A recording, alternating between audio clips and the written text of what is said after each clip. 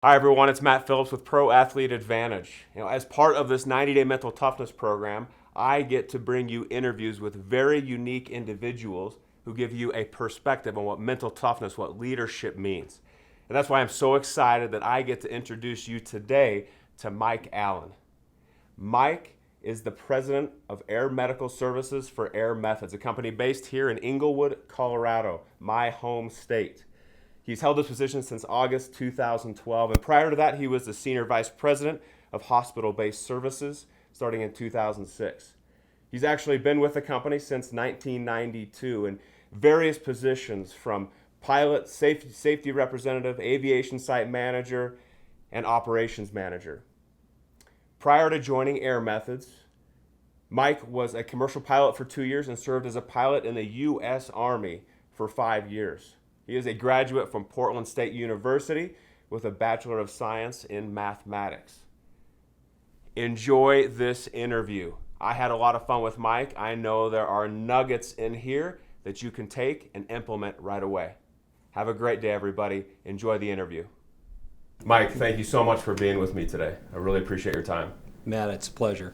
Now, I just went through your bio, and one thing that jumps out at me immediately is your U.S. Army experience. Can you tell me a little bit about how you made your way into the U.S. Army? Yeah, it was a bit accidental. I was originally had intended to go into the Air Force, and I was in Air Force ROTC through Portland State University. And as we got to the end of our second year, I was number one in the class. And the commander called me in and congratulated me that I had been awarded a pilot slot. But in order to keep the pilot slot, I had to give up my scholarship, which was not part of the deal 2 years before when I had decided to go that route. And in that 2 years, I'd also figured out that I wanted to fly helicopters, and I really wasn't all that interested in airplanes. And so being a little young and impetuous, I decided to go talk to the Army, who was more than willing to humor me, and 120 days later I dropped out of college and joined the Army and went to flight school. Oh, wow. So after I got out of the Army, I returned back to Portland State and finished my degree. But that was sort of the quick story about how I ended up in the Army, and I went straight in. They used back then called it block to walk, so I went to basic training and then straight into flight school, and then emerged about a year later as a warrant officer and was assigned to Germany. That is a tremendous story. It's not a traditional story. It is not traditional at all. Any regrets for making that decision? No, it actually, in hindsight, it was probably the best thing that I could have done. I needed to go, I needed to mature. I got some opportunities while I was in the Army that I don't think I ever would have gotten elsewhere. I was allowed to try some things and really excel in some areas that I just don't think I would have had those opportunities in the Air Force or any other branch of the service.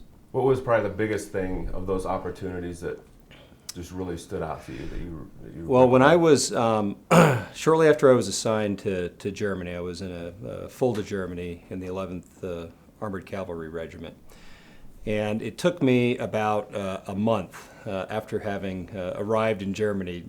And as a warrant officer in the Army, you are generally tracked in three areas. You either are tracked as an instructor pilot, ultimately as for your career, as a safety officer, or as a maintenance officer.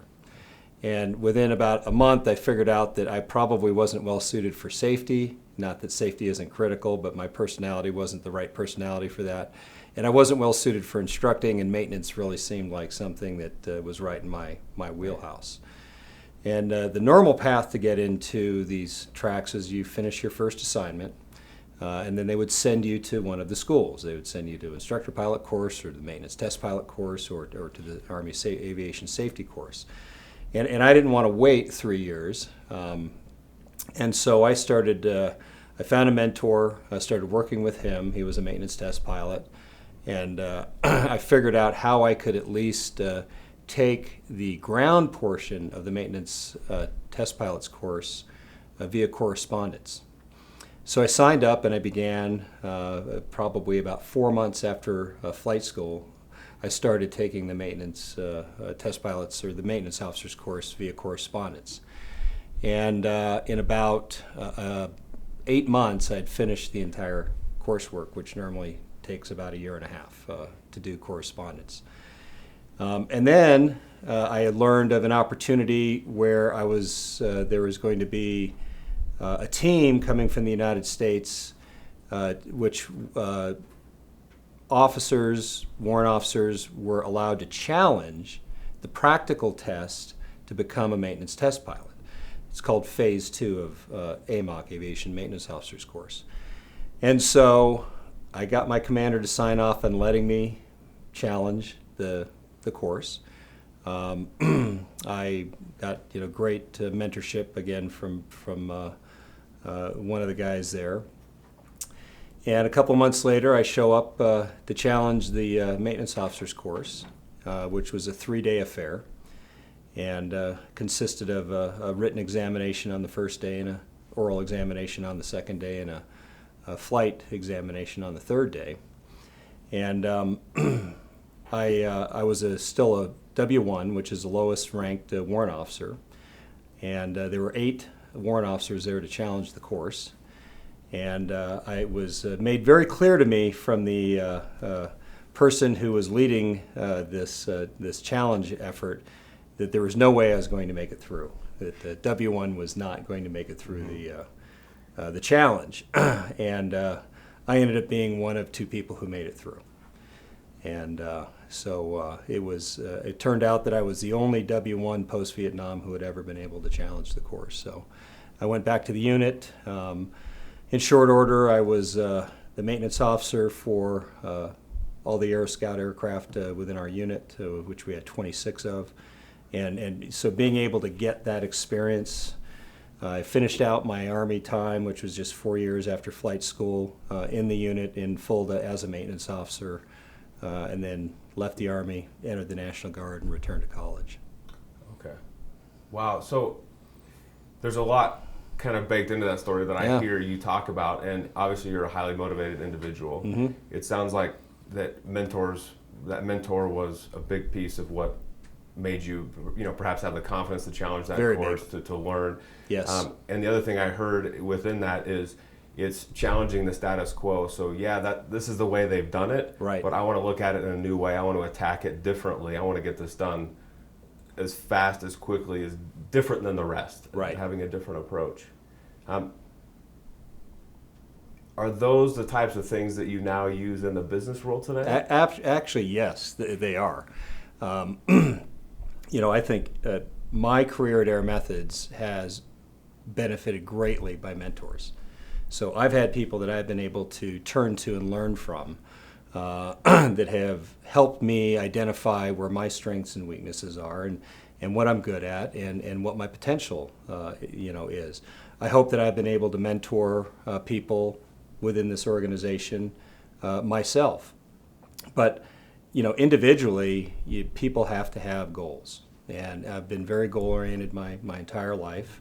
But I think that 2 things that go hand in hand: having a natural curiosity, what's going on around me, how can I learn, and then setting goals. Whether it's a goal for this week, or a goal for the month, or a goal for the year, or a long-term large goal. I want to get to this position, or I want to complete this training, or I want to get this degree, or I want to accomplish this. We all have to go to work every day with a goal. Okay. I want to take a step back, and I want to come back Mm-hmm. to the goal-oriented, having that curious mindset. Obviously this 90-day mental toughness program that we launched at Air Methods and have launched at different companies around Mm-hmm. the nation, it's leadership, it's the mental side of how do we persevere, how do we have that Mm-hmm. confidence, that focus, that determination, how do we channel our emotions the proper way. Right. And when I talk about mental toughness, the first thing that pops into people's mind is the military side of things, Mm-hmm. right? That's what people always go to. Mm-hmm. Sports is closely behind that.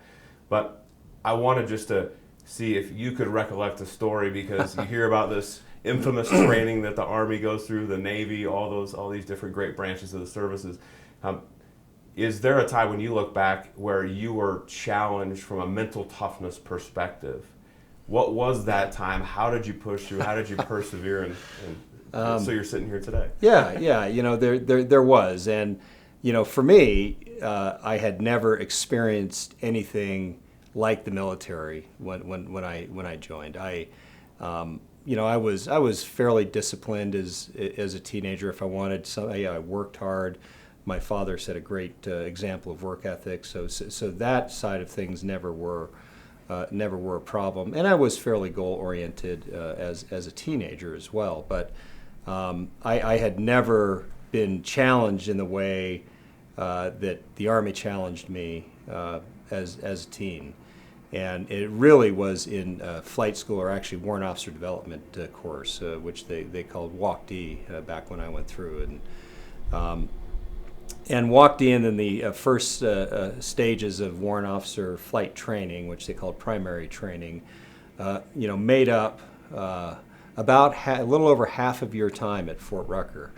And it was almost 6 months. And that was 6 months of really trying an individual's patience in a lot of ways, mentally, physically, and it, there were a lot of people who washed out, a lot of people who didn't make it, a lot of people who got set back into, classes behind because they, just weren't able to keep up, or, would get ill, or, whatever the circumstances were. But, it really forced you to deal with each challenge on its own. If you had thought about getting through Warrant Officer Candidate Development on the whole, if you thought about it in one day as the full chunk, a lot of people would probably just walk away, say, that's knowing what they, after they've been through it. But if you've got to break it down into each, okay, now I got to get up at 5:15 and go do PT right now. That's miserable, but I got to do it. I got to, make sure that my, cube and my bed and everything is made perfectly. I don't want to do it, but it's only going to take 20 minutes. Get it done.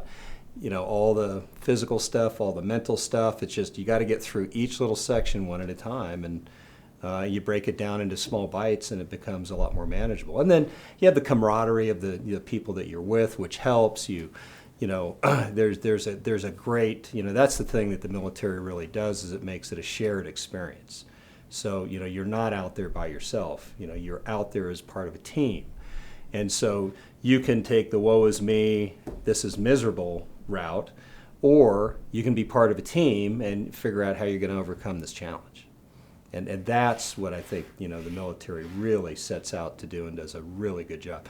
I often think about my time, in the 80s, and I'm very proud of my time, but what these young men and women who have gone through, the recent wars, what we did pales in comparison to what these young men and women have done. And I think the preparation in the military has evolved, to even, you think about, we have 20-year-olds who are making life and death decisions out on a battlefield every day. And it's just, it amazes me. Mm-hmm. So. It takes a special kind of person to step into a role like that. And I appreciate your service as well. So thank you for that. And I think that's very interesting because you talk about, kind of breaking it up into bite-sized pieces. I know mm-hmm. I've done it in the past. I know a lot of people do it where something seems unbelievably overwhelming. It could be a project at work. Right. It could be you building a team at work. It could be a whole slew of different things where if you think about it, it becomes overwhelming very quickly. Right. And all of a sudden now you're either thinking about the future or you're thinking about the past. You're not in the current moment. You're right. not controlling that current moment. And that's exactly what you need, what you're talking about to get to that. Absolutely. The next phase, even if it's 5 minutes down 5 minutes from now. And you may not, you may have a long-term objective, but you may not be able to control every aspect of it today. But if there's one or two small aspects that you can control today, control those. And then as you get those problems solved, then it will open up, the ability to solve other problems and work on other parts of it, and eventually you can achieve your long-term goal. You don't go get a master's degree by going and writing your thesis. You have a lot of steps to get there before you actually get a chance to write your thesis. That's very true. Yeah. It was funny when I published my first book. I wrote it with this 4-time Olympian who had written some other books, mm-hmm. and I remember the first meeting I had with him. He said, "Well, do you want to write a book together?" And I said, you're crazy. No way. I can't do that. Doesn't that take a year? Doesn't it take 2 years to write a book? He said, Matt, can you write an article? I'm like, article, what do you mean? He's like, newspaper article, magazine article, can you write an article? I'm like, sure, anybody can write an article. He's like, why can't you write 10 articles, put it together, call it a book? I'm like, yeah, I could do that. But it was a way to simplify, to chunk it. I could focus on one thing at one time, get it done. Yeah. Exactly to what you're talking about. It's a useful practice to use on a daily basis. Yeah. So that's a big thing. Yeah, I think so. Absolutely. So I want to go back. There's so much we could break down. I know I only have a few minutes more of your time, but let's go back to mentors quickly, because I know that was impactful for you. It seems like it's been impactful in your business career as well. Right. Since you left the Army. Some practical advice for individuals looking for mentors, and perhaps like how do they do it? It's right. It can be intimidating. It can be intimidating, and I would say that I have been able to find all of my mentors by genuinely showing an interest in an area that I was, trying to learn more about. So when I found my mentor in the Army, a warrant officer by the name of Tom Feltz, I didn't go to him seeking a mentor. I went to him seeking just information and learning about what do maintenance officers do. What is this job like? What are the challenges? How do you do it? How do you get, what schooling do you need, et cetera, et cetera. Aaron Todd, our CEO, was a great mentor of mine, especially early in my executive career. And I didn't seek Aaron out, as a mentor per se. I was just curious about, what my opportunities in this company might be, what areas that I should focus on, where I might, be strong at. And he, I think, saw a spark that, I had an interest, that curiosity again. And he took me under his wing and helped, guide me in the right direction. So it's, for me, if I were to give advice to anybody, just be genuine. And, if you're not interested in it, don't act like you're interested in it. Find what interests you. I mean, it's really the age-old thing. None of us can be good at everything. Be good at what you like to do. Figure out what it is that you like, and then go figure out how to be good at what you like. And you'll be much, much better than if you try to do something that's not suited to you. Force the issue. That's great advice for people, and it goes back to your earlier comment about just being curious, and curious about your career, about what other people are doing. About I just have this general interest. I want to go find out more, and having the kind of guts to go out and just ask a question of, hey, can I learn more from you? Can you tell me something I don't know? Absolutely. Right now? That's great.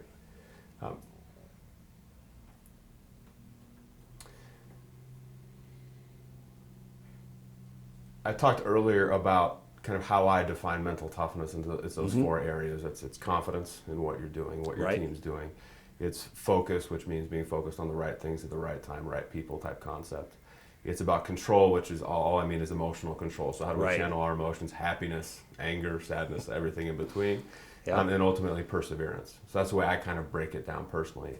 As you hear those four terms and you think about kind of AIR methods, which of those four kind of stand out to you that you want your company really to embrace and take on, and how can they do that? Yeah, that's which one is which one would you put at the top of the list? I would probably say perseverance, because in what we do, and I think this is probably true of a lot of things, and it doesn't even need to be a large company like Air Methods. I think it can be very true of even small ventures, but it often is the case that it just takes time to develop an idea, or to develop or to get change to occur. And especially in a large organization, sometimes that change just takes time. It's slower in coming, and it takes more convincing. It takes more planning and forethought about how to get there and how to do it. And a lot of people, they have great ideas, but they don't have the perseverance to see those ideas through. And that can be very, very frustrating because, we think, boy, this would make this organization so much better. And they're probably right in a lot of cases. But what they don't see is all of the things that have to be done in order to make sure that the change is supported and the change will be permanent. And that takes perseverance. And people, often forget about that piece it doesn't matter. It's, every time an auto manufacturer changes the design of their car or changes some little aspect of it, it's not just that little piece or that, it's the way it fits into the total. I mean, the whole vehicle has to be re-examined and re-engineered oftentimes when they do a model change, and it's so something seemingly simple turns into a much bigger project, and it just takes a lot more time to get through than people anticipate sometimes. That's interesting. So you've been in those situations where perhaps something's taking longer than you want it to. Everything takes longer than I want it to. Everything. That's true. So how do you mentally, settle yourself where you keep taking the steps forward even though they're not as big as you want? It's back to those smaller goals. I mean, it really is back to those smaller goals. You can have the large objective of what you want to do, but you have to break it down into smaller, more manageable bites. Because, again, you cannot, go from, A to Z in one step. It's just, okay, how are we going to get there? I mean, my team can tell you that, a lot of what we talk about is about all the different things that it takes to make one change in this organization that it will be meaningful and visible, down to our frontline staff. And oftentimes it's just little steps, one at a time. We got to do this and that, and you chart it out. And today we're going to do this step. This week we're going to get this accomplished. And eventually, as time goes by, you look back and you say, wow, look at all that we've accomplished. We've done this, and we've done this, and we've done this, and we've done this. And these are big projects, not, and each one of those big projects had many steps to get there. So that's how you have to survive it. You just got to break it down and find satisfaction in getting things done in any particular day that moves you forward. Absolutely. Yeah, I love that kind of chunking concept. Mm-hmm. It makes a tremendous amount of sense. Are you a type person that you make a list and you like scratching it off, saying I accomplished something today? I make a mental list. I make a mental list. I've tried writing things down, but I usually I know driving into work what my one or two things that I have to get done today are, and I always try to make sure that I get those done. Right. Yeah. Interesting. Yeah, one of the modules of this 90-day program was to make a to-do list the night before, so when your energy's the highest the next morning, you know exactly the most important things to accomplish when you get in the door that next day. Yeah. And I think knowing what's most important, bite-sized pieces, go crank it out, either mentally or if you like scratch it off on a piece of paper, awesome. Absolutely. But hey, it's a win. Let's take it and use it as momentum going forward. Yes. So that's great. That's perfect. One more question for you. Okay. If your employees were sitting in this room live with us right now, and you wanted to give them one piece of advice to really take this company to the next level, to grow their careers, to be better colleagues, better teammates, better people, what would that piece of advice be for your team? I think that it would be, I think we all have an understanding of what Air Method's values are. We certainly, hopefully talk about them, but they're really based on, work ethic, honesty, integrity, and coming to work with a plan, coming to work, with that curiosity, coming to work with an understanding of what I've got to do today, but what do I need to do to make things better at Air Methods? How can I be a better team member? How can I accomplish this goal for maybe my development, but also for Air Methods? Everything that we do ultimately is to serve one purpose, and that's to help patients. That's it. And so everything that we do, whether you're a business developer, as the group is that you're working with, whether you're a caregiver, a pilot, a mechanic, an accountant, it doesn't matter. Everything that we do is about ultimately taking care of patients. And so how is it that you think about that as you're going through everything that you're doing within your daily work at Air Methods. I've worked in the offshore oil and gas environment. That was my only other non-military job. I can tell you that this job is infinitely more satisfying than doing that. At the end of the day, even on my worst days, even in the most frustrating days, sometimes I do have to stop myself and say, hey, but at the end of the day, we transported today 200 plus patients, just today alone. That's a big deal. That's a very big deal. So. That's great. Well, Mike, I truly, truly appreciate your time. I cannot thank you enough for just these 30 minutes that you've given me, and I just hope you have a great rest of your day. Matt, thank you. Thanks so much. Yeah. I appreciate it. Yeah.